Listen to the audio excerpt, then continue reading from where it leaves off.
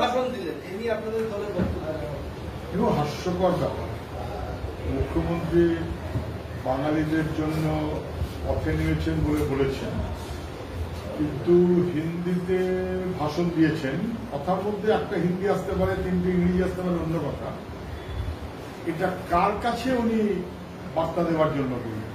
বাঙালিদের জন্য নেমেছেন, বাঙালি অসুবিধার হয়ে তার লিড করবেন বলে হাবভাব দেখালেন, আর এমন বাঙালি অসুবিধা যে বাংলা ভাষার সঙ্গে সমতুল করে দিলেন হিন্দিতে বক্তৃতা দিতে গিয়ে। আমার ধারণা উনি বোধহয় ভেবেছেন যে লোকসভা নির্বাচনের পরে ওনার দিল্লি যাওয়ার কোনো সুযোগ আছে কিনা, তার কোন একটা প্রাক প্রস্তুতি উনি হয়তো করেছেন। বাংলার জন্য উনি না, উনি ওনার নিজের জন্য। মমতা ব্যানার্জি বাঙালির হেনস্থা নিয়ে সরব আর অনুপ্রবেশ প্রশ্নে নিশ্চুপ, আর একইভাবে বিজেপি অনুপ্রবেশ প্রশ্নে সরব কিন্তু বাঙালি হেনস্থা নিয়ে নিশ্চুপ। দেখুন, তৃণমূল এবং বিজেপি দুজনেই নির্বাচন এসে গেছে বলে পারস্পরিক এমনভাবে আলাপ আলোচনা অথবা রাস্তায় নামার মনোভাব দিচ্ছেন যাতে একজন আরেকজনকে সাপ্লিমেন্ট করতে পারেন, একজন আরেকজনকে সুবিধা করে দিতে পারেন। মুখ্যমন্ত্রী অনুপ্রবেশ নিয়ে কথা বলছেন না, হেনস্থা নিয়ে কথা বলছেন। আচ্ছা, মুখ্যমন্ত্রী তো অনুপ্রবেশ নিয়েই বরঞ্চ বলতেন, হেনস্থা নিয়ে তো বলতেন না। অনুপ্রবেশ হচ্ছে কেন? অতএব উনি ছুড়ে মারলেন স্পিকারের দিকে। ওনার তো অভিযোগ ছিল অনুপ্রবেশ, ওনার তোলা বল ধরে নিয়ে বিজেপি এগোল। আর উনি যখন এনডিএ গভর্নমেন্টে আছেন তখন দিল্লি কিংবা বম্বেতে বাংলাভাষী মানুষ তাদেরকে বাংলাদেশি দাঁড়িয়ে দেওয়া হয়েছে এবং ভারতের বর্ডার পার করে তাদের ফেরত পাঠাবার চেষ্টা যখন করা হয়েছে, নির্যাতন করা হয়েছে, হেনস্থা করা হয়েছে, একদিনও তো মমতা ব্যানার্জিকে আমরা দেখিনি সেখানে। 2003 সালের নাগরিকত্ব সংশোধনী আইন কোথায়? মমতা ব্যানার্জি তার তো বিরোধিতা কখনো করেননি। ফলে উনি যা করেছেন এখন হয়তো উল্টো কথা বলছেন। আবার বিজেপি অবশ্যই হেনস্থাতে যখন যুক্ত হয়ে গেছে গোটা বিজেপি, আসামেই হোক আর গুজরাটেই হোক, তখন বিজেপি হেনস্থাকারীদের পাশে। তৃণমূল কখনো হেনস্থাকারীদের বিরুদ্ধে কথা বলেনি, বিজেপি হেনস্থাকারীদের পাশে। এইটা এই প্রসঙ্গে বলে রাখি, মুখ্যমন্ত্রী বলেছেন যে বলা হচ্ছে আমার বিরুদ্ধে অভিযোগ, আমাকে বলা হচ্ছে আমি নাকি এটাকে বাংলাদেশ বানিয়ে দিচ্ছি। আরে বিজেপি তো আমার দেশে বাঙালিদের দেশ ছাড়া করছে, আর আমি বাংলাদেশ বানিয়ে দিচ্ছি এটাকে। এই ধরনের কথা উনি কেন ভাবতে হবে? বিরুদ্ধে আক্রমণ আসলে ওনাকে এটা ভাবতে হচ্ছে কেন? মুখ্যমন্ত্রী পশ্চিমবাংলাকে বাংলাদেশ বানিয়ে দিচ্ছেন বলে যদি কেউ বলেন সেটা আমি সহমত নই। যারা বলেছে তারা তাদের রাজনৈতিক মনোভাবে বলেছে এবং সেই রাজনীতিটা হচ্ছে বিভাজন বাড়াবার রাজনীতি, যাতে বিজেপিও সুবিধা পায়, যাতে তৃণমূলের সুবিধা পায়। বিজেপি এমনভাবেই চলে যাতে আসলে তৃণমূল সুবিধা হয়। কিন্তু আপনি গোটা তৃণমূলের কর্মকাণ্ড যদি ভালো করে দেখেন তাহলে বাংলাদেশ বানিয়ে দেবেন কেন? বাংলার হয়ে উনি কথা বলবেন কেন? উনি তো বলেছিলেন বাংলার তার মেয়েকে মুখ্যমন্ত্রী চায়, মানে বাংলা তার মেয়েকে চায়। উনি কোনদিন বলেননি যে বাংলা তার মেয়ের নিরাপত্তা চায়, বরং বাংলায় মেয়েদের নিরাপত্তা নেই, বাংলায় শিক্ষার 12টা বেজে গেছে, বাংলায় কাজের জন্য মাস্টারমশাই রাস্তায় বসে থেকে পুলিশের পেটানি খাচ্ছে। উনি কখনো বাংলার হয়ে কথা বলেন। বাংলার হয়ে কথা না বললে হঠাৎ করে বাংলাদেশ হয়ে বলতে যাবেন না, মানে এটা খুব ঠিক কথা না। বরং ওর বায়ে ডাইনে ঘুরে ফিরে বেড়ায় বাংলা বিরোধী মানুষের সংখ্যা খুব একটা কম না, যারা যে কোনো সময় তৃণমূল থেকে বিজেপি হয়ে যেতে পারে। এটা বাংলার পক্ষে দাঁড়ানো নয়। আপনারা কাল মিছিল করেছেন এই বাঙালিদের হেনস্থার ঘটনাকে কেন্দ্র করে। আজকে মুখ্যমন্ত্রী বলছেন সুপার এমার্জেন্সি চলছে, এটাই সুপার এমার্জেন্সি, যেখানে বাঙালিদেরকে তাড়িয়ে দেওয়া হচ্ছে, বাঙালিরা থাকতে পারবে না। আপনাদের দিকেও কিন্তু এই এক হয়েছে বামেরা, যাদের লজ্জা শরম নেই, মহাশূন্যের দিকে যাচ্ছে এবং আপনাদের সময় নানান ঘটনার উল্লেখ করেছেন উনি, আনন্দমার্গ থেকে শুরু করে আরো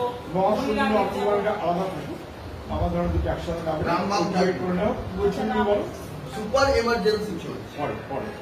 মুখ্যমন্ত্রীর অবজারভেশন এটা সুপার এমার্জেন্সি চলছে, এভাবে যে বাঙালিদের মুখ্যমন্ত্রী এক একদিন এক একটা শব্দবন্ধ ব্যবহার করেন। পশ্চিমবাংলা না গোটা ভারতবর্ষে চলছে আনডিক্লেয়ার্ড এমার্জেন্সি। সুপার এমার্জেন্সি কথাটা কি মানে হলো আমি জানি না। সুপার এমার্জেন্সি বলার মধ্য দিয়ে এমার্জেন্সিকে খাটো করে দেখানো হয়, এটা আনডিক্লেয়ার্ড এমার্জেন্সি। ডিক্লেয়ার্ড এমার্জেন্সি আমরা দেখেছি, এখন আনডিক্লেয়ার্ড এমার্জেন্সি। এখন এমার্জেন্সি ঘোষণা না করে মানুষের জান মান জীবিকা অধিকার কেড়ে নেওয়ার একটা ব্যবস্থা হচ্ছে এবং ভারতবর্ষের সংবিধান তাকে কার্যত খারিজ করার মতন করে দিল্লির সরকার চলছে। This is an undeclared emergency.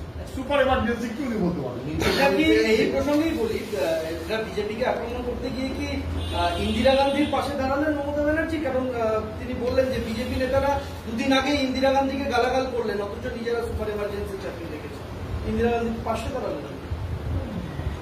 Mamata Banerjee Indira গান্ধীর পাশে দাঁড়ালেন কিনা এটা বলা খুব কঠিন। উনি বিজেপির পাশে দাঁড়িয়েছেন এটা স্পষ্ট। উনি কংগ্রেস থেকে ভেঙে বেরিয়ে আসছেন এটা স্পষ্ট। উনি তারপরে বিজেপির পাশে দাঁড়িয়েছেন সেটা স্পষ্ট। উনি বিজেপির সাথে সরকার করেছেন সেটা স্পষ্ট। তারপরে আবার কংগ্রেসের সাহায্য নিয়ে পশ্চিমবাংলায় ক্ষমতা এসেছেন এটাও সত্য। পশ্চিমবাংলায় ক্ষমতা এসেই কংগ্রেসকে সরিয়ে দিয়েছেন। উনি আসলে ওনার নিজের পাশে আছেন। উনি নিজে ওনার ক্ষমতা এবং বৈভব এর পাশে আছেন। অনেকটা নিজেকে দেখে যেমন নার্সিসিস্ট মনোভাবে উনি আছেন। উনি বলছেন যে সারা দেশ জুড়ে তৃণমূল প্রতিবাদ করবে, আগামী দিন দিল্লি দখলও করবো, 26শে বাংলা, তারপর দিল্লি দখলের জন্য নির্বাচনে ইন্ডিয়া জোটেরই জয় হবে। সেই জন্য কি এভাবে তিনি এই কথাগুলো বলছেন? আমি জানি না মুখ্যমন্ত্রী কখন কি বলছেন, উনি হঠাৎ দিল্লি দখল করবেন, জানি না দিল্লি দখল হয় কিনা। হঠাৎ উনি ইন্ডি জোটের কথা বলছেন। উনি তো ইন্ডি জোটে আছেন সেখানে যেখানে তৃণমূল নেই। যেখানে তৃণমূল আছে সেখানে তো উনি ইন্ডি জোট বলে যদি কিছু থাকে তার সঙ্গে নেই। আইএনডিআই, ইন্ডিটা অন্য কথা হলো। আইএনডিআই মানে ইন্ডিয়া, নট ইন্ডি। ফলে উনি কখন কোথায় কার পাশে আছেন, কখন কোনটা দখল করার জন্য আছেন আমি জানি না। দিল্লি দখল পরে হোক, আগে আমি বলছি আপনি কি তৃণমূলের পুরনো কর্মীদের মন তাকে দখল নিতে পারছেন? তৃণমূলের পুরনো কর্মীরা সবচাইতে বেশি নিরাপত্তাহীনতায় ভুগছে তৃণমূলের বাহিনীর দ্বারা। রামেদের হাত ধরে নাকি আপনারা ক্ষমতায় ফিরতে চাইছেন বামেরা, আবার তারা কে শুরু করবে, আনন্দমার্গী করবে, আপনাদের আক্রমণ, সিপিএমের লজ্জাশরম নেই, রামেদের হাত ধরে আপনারা ক্ষমতায় আসতে চাইছেন। মুখ্যমন্ত্রী বোধহয় বলেছে যে সিপিএম মহাশূন্যে চলে যাচ্ছে। ওনার কথা কত লোক কত কথা বলে, ছাগলে কিরা খায়। ফলে কে কখন কি কথা বলছেন আমি সেসব উত্তর দিচ্ছি না। কিন্তু সিপিএম মহাশূন্যে থাকলে উনি মহানন্দে নাচতে পারবেন, কিন্তু ওনার সেই মহাশূন্যের মহানন্দে নাচা, সেটা যে তামান্নাকে খুন করে দেয়, সেটা যে অভয়ার ঘটনা ঘটায় উত্তর পাওয়া যায় না, সেটা যে আনিস খানের ঘটনা ঘটায়, সেটা যে রাজ্জাকের খুন করে তৃণমূলের, খুন করেছে তৃণমূল, খুন হয়েছে তৃণমূল, খুনের বিরুদ্ধে ধিক্কার মিছিল করবে তৃণমূল, খুনের পরে গ্রেপ্তার হবে তৃণমূল, খুনের পরে টাকা দিয়ে ম্যানেজ করতে চাইবে তৃণমূল। ফলে উনি কখন কি বলছেন, মহাশূন্যে থাকলে সিপিএম ওনার আনন্দ হতে পারে, কিন্তু গোটা দেশের মানুষ বুঝতে পারছেন তাদের জীবন জীবিকা লড়াই ভবিষ্যৎ তা বিপদাপন্ন হয়ে যায়। ফলে মানুষ কখনো ওনার এই রকমের মনোভাবকে সমর্থন করবে না। সর্বোপরি এই যে ধরুন বিজেপির হিন্দুত্বের দাস, এদিকে মমতা বন্দ্যোপাধ্যায় বাঙালির অস্মিতার প্রকাশ ঘটানোর জন্য এই রাস্তায় নামছেন। বাংলার উন্নয়ন এটা কি ভোটে প্রাপ্ত, এবং সেই উন্নয়নকে প্রাপ্ত রেখে এ বলছে হিন্দুত্ব, ও বলছে বাঙালি আবেগে শান দিচ্ছি 26-এর ভোটের আগে। বাংলার উন্নয়নটা কি প্রাপ্ত? পশ্চিমবাংলায় তৃণমূল কার্যত সরকারে আসার পর গত 14 বছর সবাই বুঝতে পারছেন ধ্বংসের সৃষ্টির, ধ্বংসের, উন্নয়ন না অনুন্নয়নের। গ্রামে যান স্কুল বন্ধ, স্কুল আছে মাস্টার, মাস্টার আছে শিক্ষকতা করতে হয় না, অন্য কাজ, জুতোর ফিতে বাঁধতে হয়, সাইকেলের চেন তুলে দিতে হয়, ওইগুলো হচ্ছে কাজ। আপনি যান পশ্চিমবাংলার যে কোনো জায়গায় বছরের এসএসসি বছরে হয় না, বছরের 10 বছরে হয় না, 10 বছরে একবার পরীক্ষা। সেই পরীক্ষায় দুর্নীতি চূড়ান্ত, টাকা দিয়ে চাকরি। তারপর বামফ্রন্ট আমলে এসএসসি লিস্ট বেরোতো কারা চাকরি পাবে, বছরে বছরে পরীক্ষা। তৃণমূলের আমলে এসএসসি লিস্ট বেরোবে পরীক্ষার জন্য না, কাদের কাদের চাকরি চলে গেল, কারা যোগ্য কারা অযোগ্য, তাও সেই লিস্ট করতে পারেন না, কারণ অযোগ্যদের উনি অযোগ্যদের উনি পাশে থাকে। বামফ্রন্ট আমলে গ্রাম অর্থনীতি অগ্রগতির স্বপ্ন ভবিষ্যতে, তৃণমূল শুধু সল্টলেক না গোটা পশ্চিমবাংলাকে বৃদ্ধাশ্রয়ে পরিণত করেছে, অনুন্নয়নের চূড়ান্ত, ধ্বংসের প্রতীক। ফলে মুখ্যমন্ত্রীকে লম্বা চওড়া বাড়তি কথা বলতে হচ্ছে, কিন্তু গোটা রাজ্য এবং গোটা দেশ বুঝতে পারছে যে সর্বনাশের মধ্যে পশ্চিমবাংলা এখন পরিযায়ী শ্রমিকের ভিড় নিয়ে চলছে। এই পরিযায়ী শ্রমিক প্রসঙ্গে বিজেপিও তো মানে ওই হিন্দুত্ব করছে, দেখুন, পশ্চিমবাংলাতে বিজেপি হিন্দুত্ব করছে, যত হিন্দুত্ব করবে তত তৃণমূলের কাউন্টার সুবিধা হবে। বিজেপি এবং তৃণমূল এই কাউন্টার সুবিধাই চলে। রাজ্যের জন্য, রাজ্যের মানুষের জন্য, রাজ্যের শিক্ষা সংস্কৃতি কাজ ভবিষ্যৎ জীবিকা এসব নিয়ে তৃণমূলেরও কোনো আগ্রহ নেই, বিজেপিরও কোনো আগ্রহ নেই। তৃণমূলের আগ্রহ যত চুরি করা যায়, চুরির ভাগ কিভাবে 25-75 হবে তা দেখা। আর বিজেপির আগ্রহ চুরি করা তৃণমূল সে যেন রক্ষা পায়, সে যেন বিপদে না পড়ে, বরং প্রয়োজন মতো তাকে বিজেপি করানো। রাজ্যের মানুষের জন্য বিজেপি তৃণমূল তাদের কারো কোনো আগ্রহ নেই। আজকে সিএম অভিযোগ করেছেন যে বনগাঁ গাইঘাটা উত্তর 24 পরগনার কিছু মানুষের ওপর কালকে মহারাষ্ট্রে পুনেতে অত্যাচার করা হয়েছে। একটা মিনিট দেবো। তারা তৃণমূলের সাথে যুক্ত কোনোভাবে এবং প্রতিবাদ মিছিল করছে। পশ্চিমবাংলাতে তৃণমূল দাপট আনলিমিটেড। খুন যে হবে সে তৃণমূল, ভাগাভাগির লড়াই। খুন যে করবে সেও তৃণমূল, ভাগাভাগির লড়াই।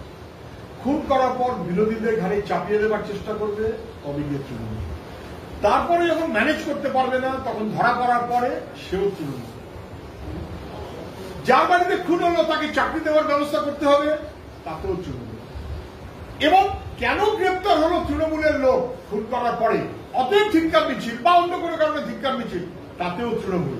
তাতে যদি লোক না জোটে তখন চোখ লাগানো, চোখ না যদি আসিস গ্রামের কাজ বন্ধ করে দেবে। আসতে হবে, ছবি দিতে হবে। তৃণমূলের দাপট আনলিমিটেড। গোটা রাজ্যে গ্রামে শহরে মানুষ পরিশান হয়ে গেছে, বিপর্যস্ত হয়ে যাচ্ছে তৃণমূলের জন্য। শওকত মোল্লা দাবি করেছেন আরো 5 জন শহীদ হলে হবে, কিন্তু 2026-এ তৃণমূলই তৈরি হবে। শওকত মোল্লার কথার উত্তর দেওয়াটা আমার খুব সাজে না। উনি বলেছেন যে আরো 5 জন শহীদ হলে হবে, কিন্তু তৃণমূলই ক্ষমতা আসবে। এই শব্দটা যদি ঠিকঠাক ভাঙলে তৃণমূলই আসবে, জিতবে। মানে যত খুন হবে তৃণমূলের জিত বেশি হবে। শহীদ মানে খুন, যত খুন করবে নিজেরা নিজেদের মধ্যে, তাতেও নাকি তৃণমূল খুব ভালো করে জিতবে। আমি মুখ্যমন্ত্রীকে বলছি, এই যে লোকটা কার্যত খুনকে প্রশ্রয় দিচ্ছে, সে কিন্তু আপনার ছবি মাথায় নিয়ে ঘুরছে, আর আপনি তাকে জেড ক্যাটেগরি সিকিউরিটি দিয়েছেন। যে বোয়া বাঁধতে জানে মুখ্যমন্ত্রী ভাষায়, সে যদি মুখ্যমন্ত্রীর পছন্দের লোক হয়ে যায়, তাহলে যে সন্ত্রাসটা হবার সেই সন্ত্রাসটাই হয়। যত ইচ্ছা খুন করবো, কিন্তু ভাঙড়ে জিতবো, কারণ ভোট দখল করবো। সরকার আছে পিছনে, পুলিশ আছে পিছনে। পুলিশ চলে যাক, 7 দিন সময়, তৃণমূলের নেতারা পালিয়ে যাবে, মানুষের ঘৃণা করবে। বলছি জয়নগরে বোমবাদ থেকে স্বামী স্ত্রী গল্পটা আমি জানি না কি বলছি। দেখুন, জয়নগরে বোমবাদে গিয়ে স্বামী স্ত্রীর মৃত্যু হয়েছে। অসুস্থ হয়েছিল, হাসপাতালে নিয়ে যাচ্ছিল, মারা গেছে। মারাও গেছে স্বামী স্ত্রী, না জেনে বলুন। আমার ধারণা এখনো মারা যায়নি, বোধ হয় বোমে আক্রান্ত হয়েছে। আর যদি খারাপ যদি কিছু হয় আমি জানি। এসএসসির নতুন নিয়োগের বিজ্ঞপ্তিকে চ্যালেঞ্জ করে হওয়া সমস্ত আবেদনের মামলা খারিজ করে দিল কলকাতা হাইকোর্ট এবং ডিভিশন বেঞ্চের যে রায় সেই রায় থাকবে। অর্থাৎ এর মাধ্যমে 30শে মে রাজ্যের শিক্ষা দপ্তর এবং এসএসসি যে নতুন নিয়োগ প্রক্রিয়ার বিজ্ঞপ্তি জারি করেছিল সেই বিজ্ঞপ্তি মেনেই নিয়োগ প্রক্রিয়া। এসএসসি চাকরি নিয়োগের ব্যাপারে যা কেস হয়েছিল হাইকোর্ট আজ সেগুলোকে খারিজ করে দিয়েছে। সুপ্রিম কোর্টের নির্দেশ মেনে রাজ্যে নিয়োগের প্রক্রিয়াটা হোক এইটাই হাইকোর্ট জানিয়ে দিয়েছে। সেটা হাইকোর্ট যেভাবে বলেছে রাজ্য সরকার নিশ্চয়ই সেভাবেই অন্য সময় করে না, কিন্তু এক্ষেত্রে হয়তো কাজ করবে। আমার শুধু প্রশ্ন হচ্ছে এটা 16 সালের পরীক্ষা, 18-19 সালের নিয়োগ, 16 সাল থেকে 25 সাল 9 বছর প্লাস। চাকুরি জীবনের স্প্যান কম বেশি 30 বছর। ফলে চাকুরি জীবনের স্প্যান যদি 30 বছর হয়, এই 9 বছরে কার্যত 1/3 টিচার রিটায়ার করে গেছেন। কোন নতুন পরীক্ষা হলো না, কোন নতুন নিয়োগ হলো না। জেনে বুঝে সরকার স্কুল শিক্ষার 12টা বাজাচ্ছে, মাস্টারমশাইতে 12টা বাজাচ্ছে, স্কুল শিক্ষার 12টা বাজাচ্ছে। 16 সালের পর আজ পর্যন্ত নিয়োগ হয়নি কেন? কে বাধা দিয়েছে? কেউ তো বাধা দেন। কোন কোর্ট বলেনি যে না না আপনি 16 সালের পরে 17, 18, 19, 20, 21 আপনি স্বাভাবিকভাবে স্বচ্ছভাবে নিয়োগ করুন, আটকাচ্ছি। কেউ বলেন। সরকার নিয়োগ করতে চায় না। মাস্টারমশাই না থাকলে স্কুল 12টা বেজে গেলে প্রাইভেট স্কুলের লাভ, আর মাস্টারমশাই স্কুলে যদি না থাকে মাইনে দিতে হবে না, ওই টাকা লুট করলে তৃণমূলের লাভ। এখনো পর্যন্ত ডিবিসি ছাড়া আমার ছেড়েছে, তার জন্য প্লাবন পরিস্থিতি তৈরি হয়েছে। এখনো পর্যন্ত সেরকম কিছু হয়নি, তবু আগে থেকে মুখ্যমন্ত্রী ডিবিসিকে আক্রমণ করতে শুরু করবে। ডিবিসি নিয়ে মুখ্যমন্ত্রীর একটা দুশ্চিন্তা আছে। আমি আশা করব পশ্চিমবঙ্গবাসীর জন্যই ওনার আশঙ্কা, এবং ওনার আশা এবং আশঙ্কা মিলিয়ে উনি উদ্বিগ্ন। আসলে নানান কারণে নানান উদ্বেগ, সেই উদ্বেগটার থেকে সরে থাকার জন্য কোথাও একটু হয়তো বাড়তি উদ্বেগ উনি দেখাচ্ছেন। ম্যাগনেট বন্যা তখন আর বলছেন না, কিছু একটা বলবেন হয়তো, যখন হবে তখন দেখা যাবে। কিন্তু সরকারের আগাম প্রস্তুতি সবসময়তেই জরুরি। আশা করব মুখ্যমন্ত্রী যেরকম আগাম প্রস্তুতি নিয়েছেন তাতে এবার অন্তত কোনো ঘটনা ঘটবে না, ঘাটাল দারুণ ভালো থাকবে। আজকে কয়েকদিন আগে কুলতলি ওদিকে ফালাকাটা যে ধর্ষণের ঘটনাগুলো কত দ্রুত কলকাতা পুলিশ পদক্ষেপ করেছে তাই নিয়ে তারা পোস্ট দিচ্ছে। এখন দেখা যাচ্ছে করয়া গণধর্ষণ মামলা 11 বছর পর ডেকোরেশন ফালাস্তিন, ওটা করয়া গণধর্ষণ মামলা, সেখানে 11 বছর পর ডেকোরেশন ফালাস্তিন। মানে একদিকে জয়নগর আর ফালাকাটার রেজাল্ট দেখাচ্ছে যে আমরা দ্রুত এখানে পানিশমেন্ট করে দিলাম, এখানে ডেকোরেশন ফালাস্তিন 11 বছর পর। এটাও তো সমালোচনার একটা দিক হবে। করয়া গণধর্ষণ মামলায় অপরাধীরা, অভিযুক্তরা, তাদের কোনো শাস্তি হলো না, তারা বেকসুর খালাস হয়ে যাবে। আমি জানি না পুলিশ এখন কি একই রকম ভাবে জানাবে যে আমরা 11 বছর ধরে কিচ্ছু করতে পারিনি, পুরো ব্যর্থ, জানাবে যে আমরা কিছু করতে পারলাম না। অভয়াকাণ্ডের পর কুলতলি এবং ইত্যাদি 60 দিনের মধ্যে অ্যাকশন নিয়েছে। অভয়াকাণ্ডের জন্য তাহলে সরকার নড়ে চড়ে বসেছিল, সরকার চাইলে পারে, পুরোনো আইনেই পারে। এখন অভয়াকাণ্ড থেকে সরে এসছে, এখন ওদের ভাবছি ভালো আছে। অর্থাৎ করয়া কাণ্ডে, গণধর্ষণ কাণ্ডে বেকসুর খালাস, এক সরকার একাধিক। এবং উত্তর 24 পরগনার বিভিন্ন মানুষের উপরে গতকাল মহারাষ্ট্রের উন্নতি অত্যাচার হয়েছে। মুখ্যমন্ত্রী আজকে অভিযোগ করেছেন যে বনগা, গাইঘাটা ইত্যাদি বিভিন্ন জায়গার মানুষ তাদের উপরে বম্বেতে বা অন্য জায়গাতে নানান রকম হেনস্থা হয়েছে। তাতে মুখ্যমন্ত্রী দুঃখ প্রকাশ করেছেন। এই দুঃখ প্রকাশ করাটা স্বাভাবিক। কেন? বাংলার মানুষ, ভারতীয় বংশোদ্ভূত বাংলার মানুষ, তারা যেমন বাংলার মানুষ, তারা তেমন দেশের মানুষ। তাদের সুরক্ষা থাকবে না, তারা হেনস্থা হবেন, তারা হয়রানি হবেন, তারা চক্রান্তের শিকার হবেন। সবার প্রতিবাদ করতে হবে। মুখ্যমন্ত্রী প্রতিবাদ করেছেন, ভালো করেছেন। কিন্তু আমি মুখ্যমন্ত্রীকে বলছি, মুখ্যমন্ত্রী আপনি তো জানেন ছত্তিশগড়ের কাঙ্কের জেলা বঙ্গ করেন বহু বছরে, সেখানে 109 জন বাংলাদেশী ঘটনাক্রমে তারা হিন্দুও বলে। ছত্তিশগড়ে বিজেপির সরকার, তাদের নোটিশ দেওয়া হয়েছে, তাদের পুলিশ ডাকছে, তাদের তাড়িয়ে দেবে, তাদের হেরস্তা করা হচ্ছে। এই হচ্ছে তাদের নামের তালিকা। অবশ্যই ওখানকার তালিকা বলে হিন্দিতে আছে, যে মধ্যে বেরোতে পারে। মাননীয় মুখ্যমন্ত্রী, ছত্তিশগড়ে বিজেপির সরকার 109 জনকে নোটিশ দিল অফিসিয়াল, পুলিশ ডাকছে, তাদের তাড়িয়ে দেবে বলে বলছে।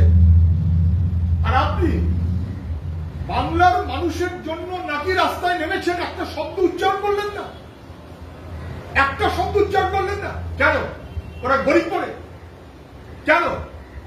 ওরা ওই রাজ্যে থাকছে বলে? ওরা বঙ্গভাষী? ওরা আপনাকে ভোট দেবে না বলে, আপনার ভোটার লিস্টে ওদের নাম নেই বলে আপনি বললেন না?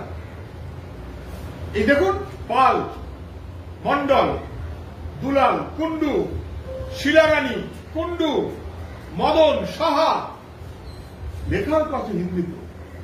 ওরা হয়তো আপনার ভোটার নয়, কিন্তু সেই কারণে ওরা মানুষ নয়, ওরা বঙ্গভাষী নয়, ওরা বাঙালি নয়। মুখ্যমন্ত্রী কখনো কখনো উৎসাহ দেখান, কখনো কখনো দেখান না, ধরা পড়ে যায়। ওনার ভোটার হলে তবু একরকম, ওনার পক্ষের ভোটার হলে আরেক রকম, আর ওনার রাজ্যের ভোটার না হলে বাঙালি হোক আর যেই হোক, যা হয় হোক, কি এসে যায়। বিজেপি সরকার যদি দুঃখ পায় ছত্তিশগড়ে, তীব্র প্রতিবাদ করেছে, তীব্র প্রতিবাদ। এই বালবন্ধুদের নিয়ে রাজ্য বিজেপি তো কিছু বলছে, কোনটা নিয়ে? এই বালবন্ধুদেরকে নিয়ে এই যে পাল, কুন্ডু, ছত্তিশগড়, সাহা, সব বাঙালি, বঙ্গভাষী। বিজেপির কোন স্টেটমেন্ট দেখেছেন? ছত্তিশগড়ে বিজেপির সরকার, ছত্তিশগড়ে বিজেপির সরকার বন্ধ করেন। কামকের জেলা ছত্তিশগড়, বিজেপির সরকার, বিজেপির মুখ্যমন্ত্রী, বিজেপিও চুপ, তৃণমূলও চুপ, ভালো চলছে খেলা। এদিকে শুভেন্দু অধিকারী বলছেন যে মুখ্যমন্ত্রী মনোজ পালকে এক্সটেনশনে রাখলেন কেন, তাহলে ওনার যদি এতই অবাক। এবং শুভেন্দু কি বলেছে আর মুখ্যমন্ত্রী কি বলেছে, উনি কাকে এক্সটেনশন রাখছেন? মনোজ পলকে কেন মুখ্যমন্ত্রী এক্সটেনশনে রাখছেন, শুভেন্দু অধিকারীর দুঃখ হলে উনি নিশ্চয়ই মুখ্যমন্ত্রীকে জানতে চাইবেন, কিন্তু সঙ্গে সঙ্গে উনি দিল্লিতে ওর পছন্দের স্বরাষ্ট্র মন্ত্রীকে জিজ্ঞাসা করুন যে মনোজ পলকে তারা এক্সটেনশন দিল কেন। তৃণমূলের মুখ্যমন্ত্রী এক্সটেনশন দিতে চায়, বিজেপির স্বরাষ্ট্রমন্ত্রী এক্সটেনশন দেয়। বিজেপি চায় যেন তৃণমূলের অসুবিধা না হয়। আজকে ইলেকশন কমিশনের শুভেন্দু অধিকারীর নেতৃত্বে বিজেপি পরিষদীয় দল যায় এবং সেখানে তাদের যেটা বক্তব্য যে রোহিঙ্গা মুক্ত তালিকা চাই, এবং সেটা তারা কমিশনকে জানিয়েছে, এবং এ রাজ্যে রোহিঙ্গাদেরকে প্রোটেকশন দেওয়ার জন্য মমতা বন্দ্যোপাধ্যায় আজকে এই মিছিল করেছে। শুভেন্দু অধিকারী বলছেন যে রোহিঙ্গাদের প্রোটেকশন দেওয়ার জন্য মমতার মিছিল। ইলেকশন কমিশনে গিয়ে উনি অভিযোগ করে এসেছেন যে রোহিঙ্গা মুক্ত বাংলার ভোটার লিস্ট চাই, এবং রোহিঙ্গাদের মুক্ত করার জন্য, রোহিঙ্গা মুক্ত বাংলার জন্য উনি মিছিল করুন। সেই মিছিলটা দিল্লিতে করলে ভালো হতো না? শুভেন্দু, রোহিঙ্গা মানে তো ভারতবর্ষের মানুষ, এখান থেকে ওখানে যাচ্ছে তা না, বাইরের মানুষ। বাইরের মানুষ যখন ভারতবর্ষে ঢুকে, বর্ডারটা তো দিয়েছে কেন্দ্রীয় সরকার। আপনি পশ্চিমবাংলায় অঙ্ক করার জন্য করছেন, নাটক করার জন্য করছেন, খেলা করার জন্য করছেন, আপনি সব জানেন। দিল্লির সরকার অ্যালাউ করলো কেন তাহলে পশ্চিমবাংলায়? কেন বর্ডার সিল করেন?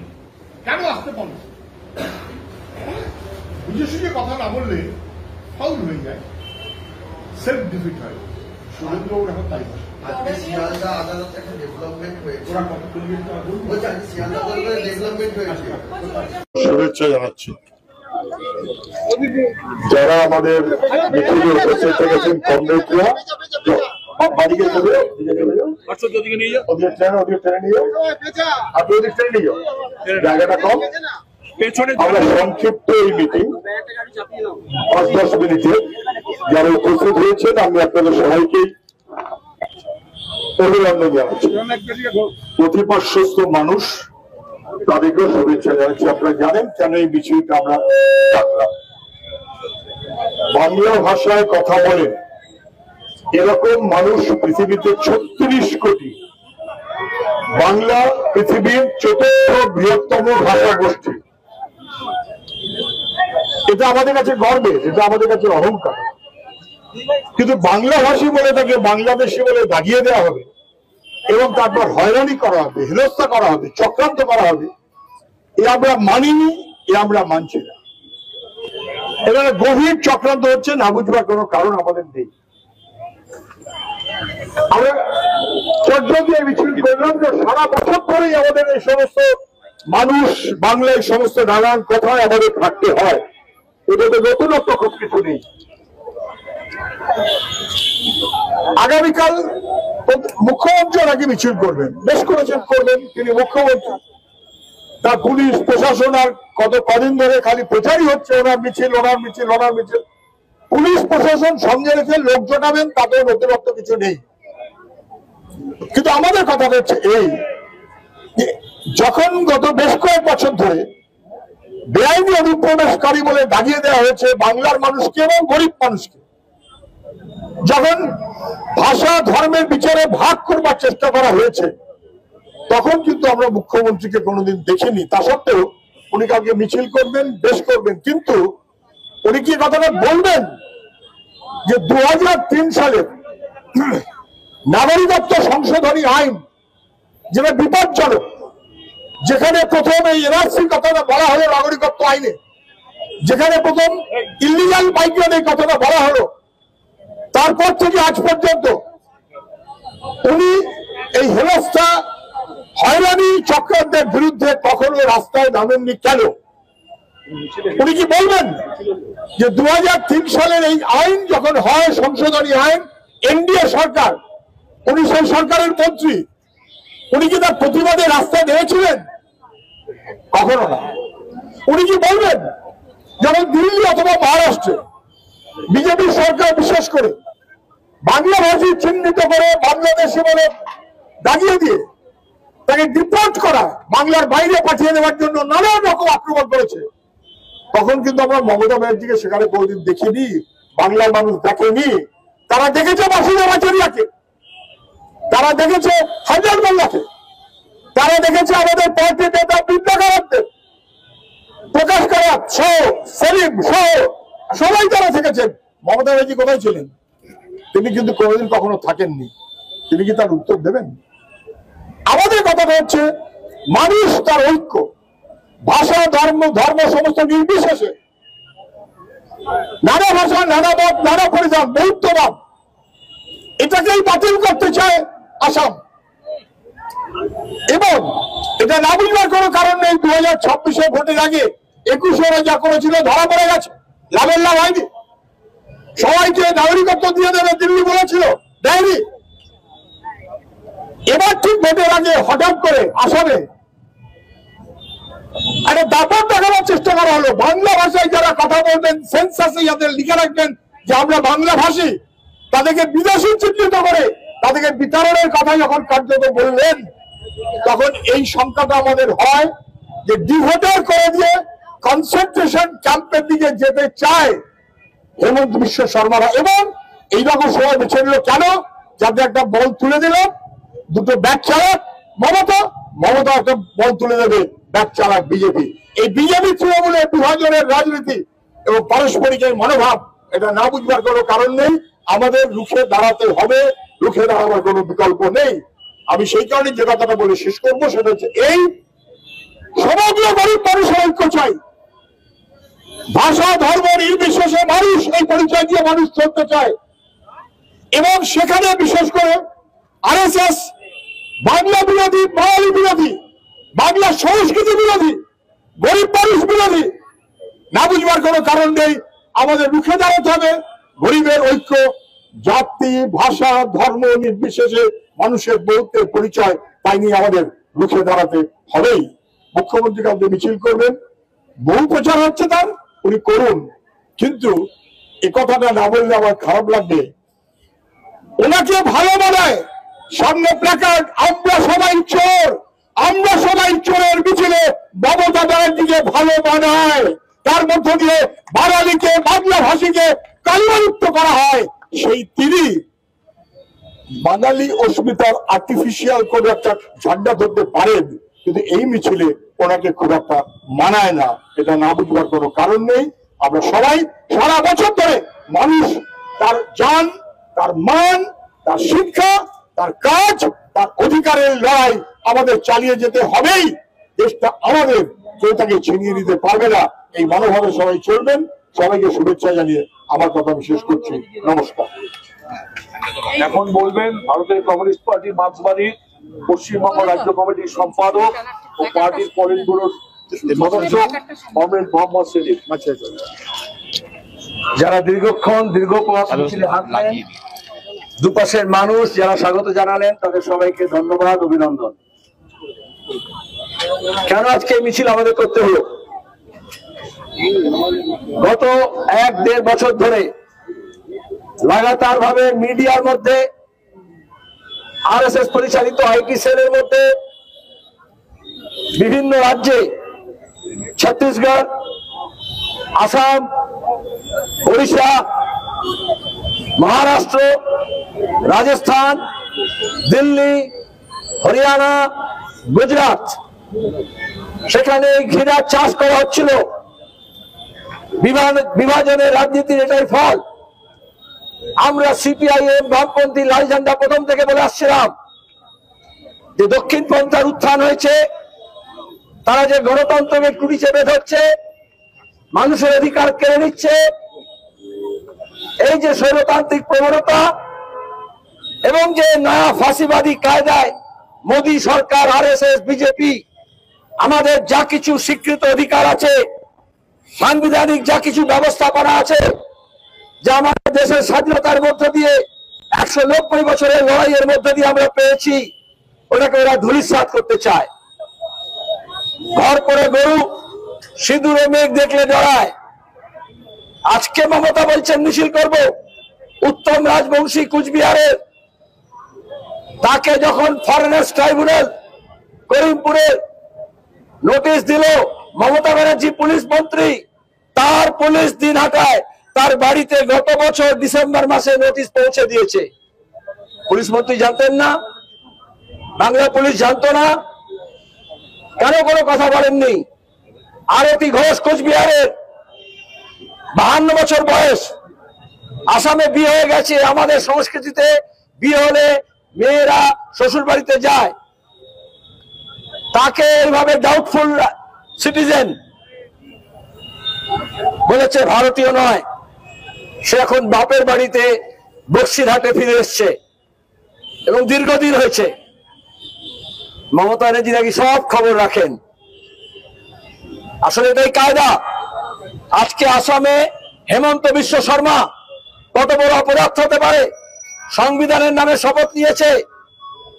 সংবিধানে লেখা আছে আমাদের যুক্তরাষ্ট্রীয় কাঠামে যে কোনো রাজ্যের মানুষ যে কোনো রাজ্যে যেতে পারেন। আমাদের এখন বেশিরভাগ শহরগুলো হচ্ছে বহুভাষিক, কসমোপলিটন। কিন্তু কেন বললেন? সাহস কিভাবে পেলেন? আজকে হেমন্ত বিশ্ব শর্মা বলছেন আমরা জানি না আসুর নামে, এজিপির নামে বাঙালি খেদা হয়েছিল। আজকে কোথায় আসু, কোথায় এজিপি? ঝাঁকের কই ঝাঁকে মিশে গেছে। তখনও আমরা 78-79 সালে বলেছিলাম আরএসএস এর রাজনীতি, আরএসএস এর টাকা দিয়েছে, কর্পোরেট সেক্টর টাকা দিয়েছে। আর সেখানে দাঁড়িয়ে আসামে অসমিয়া উগ্র জাতীয়তাবাদকে ব্যবহার করা হচ্ছে। তখন কিন্তু আসামে যারা হিন্দু মুসলমান ছিল এক কাট্টা ছিল। আজকে দাঁড়িয়ে সেই বাঙালিদের হিন্দু এবং মুসলমানের নামে ভাগ করেছে। প্রথমে সিএনআরসি বলে বোঝানোর চেষ্টা করেছে এটা মুসলমানদের ব্যাপার। এই যে ভাগাভাগি রাজনীতি এই জন্যই করে। আজকে কেন বাংলা এবং বাঙালির উপর আক্রমণ? মমতা এবং আরএসএস এর পরিকল্পনা মাফিক এই বিভাজনের রাজনীতি করেছেন। হিন্দু এবং মুসলমানের নামে, ধর্মের নামে, ধর্মের জিগির তুলে। আসলে দক্ষিণপন্থীরা যখন ওঠে তারাই আদারিং করে। পিপল নট লাইক আস, আমাদের মতো নয়, অন্য রকমের। তার ভাষা, তার খাদ্য, তার পোশাক, তার ধর্মবিশ্বাস, তার উপাসনা পদ্ধতি, এই করে একটা হিংসার রাজনীতি করার জন্য বিদ্বেষ তৈরি করে। আজকে আমাদের দেশ নয়, দয় বয় একার মুদ্রণেশ্বর দেশের চাষ হচ্ছে। আর বলছে আমাদের মতো নয়, মাতৃভাষা যদি বাংলা লেখে আসামে সেন্সাসে, আচ্ছা সেন্সাস কে করে? রাজ্য করে? কেন্দ্রীয় সরকার করে। তাহলে কেন্দ্রীয় সরকার জনগণনা করেনি 2021-এ, এতদিন পরে এখন করছে। আর সেখানে একটা মুখ্যমন্ত্রী কি করে বলতে পারেন? আমরা কি বলতে পারি কেউ যদি কন্নড় লেখে, কেউ যদি তামিল লেখে, কেউ যদি হিন্দি লেখে? আসলে রাজ্যে তাই হয়। প্রত্যেক রাজ্যকে যুক্তরাষ্ট্রীয় কাঠামোকে ভেঙে আলাদা করার ষড়যন্ত্র, এই আদারিং করা হয়। আরএসএস বিজেপি কখনো আমাদের এই যুক্তরাষ্ট্রীয় কাঠামোকে মেনে নেয়নি।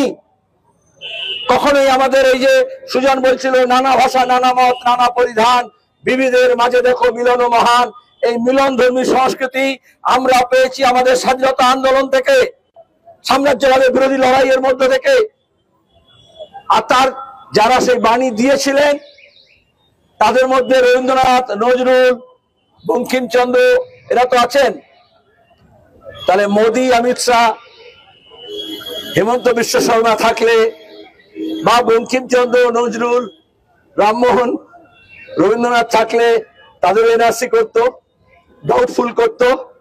আরে জাতীয় সঙ্গীত যে ভাষায় লেখা হয়েছে,